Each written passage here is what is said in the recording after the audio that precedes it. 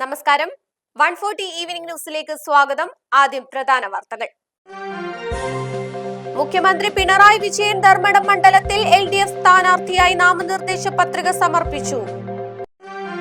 കോഴിക്കോട് ജില്ലയിലെ വിവിധ ഭാഗങ്ങളിൽ പക്ഷിപ്പനി സ്ഥിരീകരിച്ചത് ആശങ്കയുണ്ടാക്കുന്നു.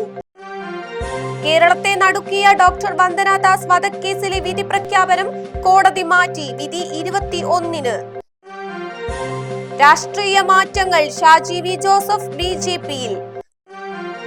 39 മണ്ഡലങ്ങളിലേക്കുള്ള BJP-യുടെ രണ്ടാം ഘട്ട സ്ഥാനാർത്ഥി പട്ടിക പുറത്തിറങ്ങി. വാർത്തകൾ വിശദമായി.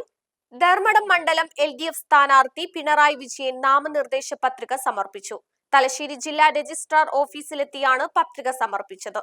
ഇത് 3-ാം തവണയാണ് പിണറായി വിജയൻ ധർമ്മടത്തു നിന്നും ജനവിധി തേടുന്നത്. EP ജയരാജൻ, CPIM കണ്ണൂർ ജില്ലാ സെക്രട്ടറി KK രാഗേഷ് അടക്കമുള്ളവർ മുഖ്യമന്ത്രിക്കൊപ്പം ഉണ്ടായിരുന്നു. ഇന്നലെ വൈകിട്ട് മമ്പറത്ത് നടന്ന LDF കൺവെൻഷനിൽ പത്തനാപുരം ഗാന്ധി ഭവൻ അന്തേവാസികൾ മുഖ്യമന്ത്രിക്ക് കെട്ടിവെക്കാനുള്ള പണം കൈമാറി. കോഴിക്കോട് പക്ഷിപ്പനി സ്ഥിരീകരിച്ചു. ജാഗ്രതാ നടപടികൾ തുടങ്ങി. മുൻകരുതൽ നടപടികൾ സ്വീകരിക്കാൻ ഇന്ന് വൈകിട്ട് കലക്ട്രേറ്റിൽ. ജില്ലയിൽ പക്ഷിപ്പനി സ്ഥിരീകരിച്ച സാഹചര്യത്തിൽ ജാഗ്രതാ നടപടികൾ സ്വീകരിച്ചതായി ജില്ലാ മൃഗസംരക്ഷണ ഓഫീസർ അറിയിച്ചു. പനങ്ങാട്, ഒളവണ്ണ, കക്കോടി, പെരുമണ്ണ പഞ്ചായത്തുകളിലും കോഴിക്കോട് കോർപ്പറേഷനിലെ നല്ലളത്തുമാണ് പക്ഷിപ്പനി സ്ഥിരീകരിച്ചത്. സാമ്പിളുകൾ പരിശോധിച്ചതിൽ ഏവിയൻ ഇൻഫ്ലുവൻസ H5N1 വകഭേദമാണ് സ്ഥിരീകരിച്ചത്.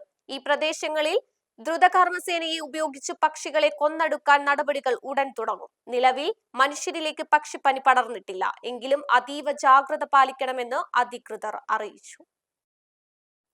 ആരോഗ്യ കേരളത്തെ ഒന്നാകെ നടുക്കിയ സംഭവമായിരുന്നു ഡോക്ടർ വന്ദനദാസിന്റെ കൊലപാതകം. കേസിലെ ശിക്ഷാവിധി ഈ മാസം 21-ന് പ്രഖ്യാപിക്കുമെന്ന് കോടതി അറിയിച്ചു. ഇന്ന് ശിക്ഷാവിധി വരുമെന്നായിരുന്നു നേരത്തെ അറിയിച്ചിരുന്നതെങ്കിലും പ്രതിഭാഗത്തിന്റെയും വാദിഭാഗത്തിന്റെയും വാദങ്ങൾ കേട്ട ശേഷം കോടതി ശിക്ഷ പ്രഖ്യാപിക്കുന്നത് ശനിയാഴ്ചത്തേക്ക് മാറ്റിവെച്ചതായി അറിയിക്കുകയായിരുന്നു.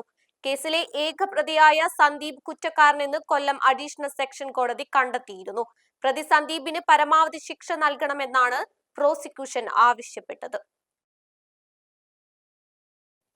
KPCC അധ്യക്ഷൻ സണ്ണി ജോസഫിന്റെ സഹോദരൻ ഷാജി വി ജോസഫ് BJP-യിൽ.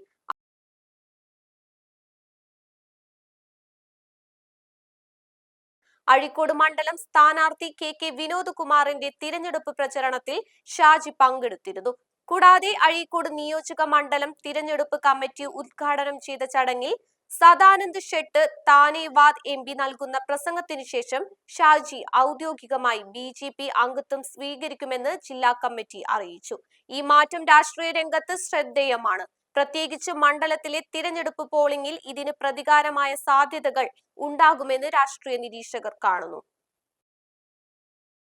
ഭാരതീയ ജനതാ പാർട്ടിയുടെ രണ്ടാം ഘട്ട സ്ഥാനാർത്ഥി പട്ടിക പുറത്തുവന്നു. 39 സീറ്റുകളിലേക്കുള്ള സ്ഥാനാർത്ഥികളെയാണ് പ്രഖ്യാപിച്ചിരിക്കുന്നത്.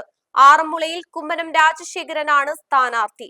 ധർമ്മടത്ത് മുഖ്യമന്ത്രി പിണറായി വിജയന്റെ എതിരാളിയാകുന്നത് K രഞ്ജിത്താണ്. ഗുരുവായൂരിൽ B ഗോപാലകൃഷ്ണനാണ് മത്സരിക്കുക.